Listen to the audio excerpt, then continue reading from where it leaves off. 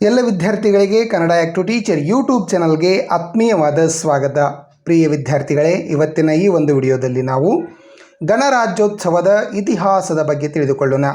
ತಾವು ನಮ್ಮ Kannada active teacher YouTube ಚಾನಲನ್ನು ಸಬ್ಸ್ಕ್ರೈಬ್ ಮಾಡ್ಕೊಂಡಿಲ್ಲ ಅಂದರೆ ಈಗಲೇ ಸಬ್ಸ್ಕ್ರೈಬ್ ಮಾಡ್ಕೊಳ್ಳಿ ಮತ್ತು ಬದಿಯ ಬೆಲ್ಲನ್ನು ಒತ್ತಿ. ಸರಿ, ಹಾಗಾದರೆ ನಾವು ಗಣರಾಜ್ಯೋತ್ಸವದ ಇತಿಹಾಸದ ಬಗ್ಗೆ ತಿಳಿದುಕೊಳ್ಳೋಣ. ವೇದಿಕೆಯ ಮೇಲೆ ಕುಳಿತಿರುವ ಸನ್ಮಾನ್ಯ ಅಧ್ಯಕ್ಷರೇ, ಮುಖ್ಯ ಅತಿಥಿಗಳೇ, ಗುರುಗಳೇ, ಪೋಷಕರೇ, ಗ್ರಾಮಸ್ಥರೇ ಹಾಗೂ ನನ್ನ ಸ್ನೇಹಿತರೇ, ಎಲ್ಲರಿಗೂ ಗಣರಾಜ್ಯೋತ್ಸವದ ಶುಭಾಶಯಗಳು.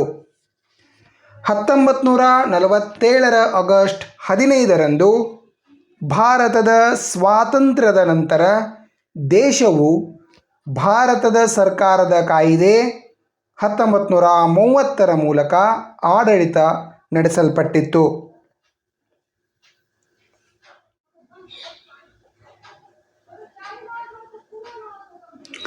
ದೇಶಕ್ಕೆ ಸಂವಿಧಾನದ ಅವಶ್ಯಕತೆಯ ಹಿನ್ನೆಲೆಯಲ್ಲಿ ಆಗಸ್ಟ್ 29, 1947ರಂದು ಡಾಕ್ಟರ್ BR ಅಂಬೇಡ್ಕರ್ ಅವರ ನೇತೃತ್ವದ ಕರಡು ಸಮಿತಿಯ ನೇಮಕಕ್ಕೆ ಕಾರಣವಾಯಿತು.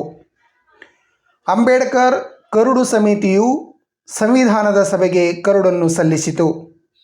ಇದನ್ನು ನವೆಂಬರ್ 26, 1949ರಂದು ಅಂಗೀಕರಿಸಲಾಯಿತು ಮತ್ತು ಜನವರಿ 26, 1950ರಂದು ಜಾರಿಗೆ ಬಂದಿತು.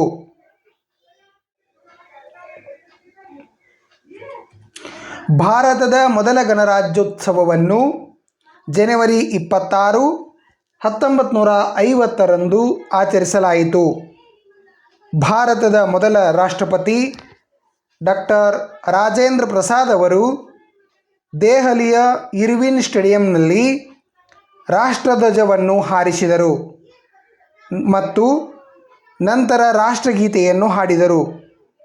ಮೊದಲ ಗಣರಾಜ್ಯೋತ್ಸವದ ಮುಖ್ಯ ಅತಿಥಿ ಇಂಡೋನೇಷಿಯಾ ಅಧ್ಯಕ್ಷ ಡಾಕ್ಟರ್ ಸುರ್ವಿಕ್ ಮತ್ತು ಅವರ ಪತ್ನಿ.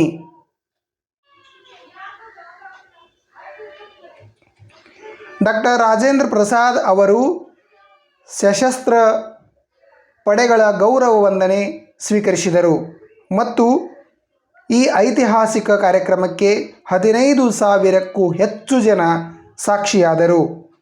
ಇಷ್ಟು ಹೇಳಿ ನನ್ನ ಮಾತುಗಳನ್ನು ಮುಗಿಸುತ್ತೇನೆ. ಜೈ ಹಿಂದ್, ಜೈ ಭಾರತ್.